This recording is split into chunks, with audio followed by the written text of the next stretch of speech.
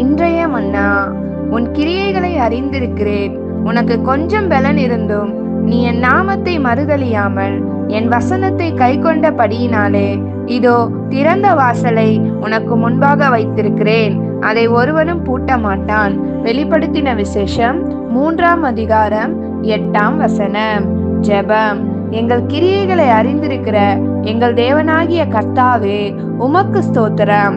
நாங்கள் உம்மேல் இருக்கிற அன்பின் பிரயாசங்களை படும்பொழுது அதை நீர் பார்த்து அதற்கு தக்க பதிலை கொடுக்கிறதற்காக உமக்கு நன்றி செலுத்துகிறோம். மேலும் நீர் எங்களுக்கு திறந்த வாசலை வைத்திருக்கிறபடியினால் உம்முடைய சுவிசேஷத்தை கூறி உமக்காக ஆத்துமாக்களை ஆதாயம் செய்ய எங்களுக்கு ஒவ்வொரு நாளும் கிருபை தரும்படி இயேசுவின் நாமத்தில் ஜெபிக்கிறோம் நல்ல பிதாவே. ஆமேன்.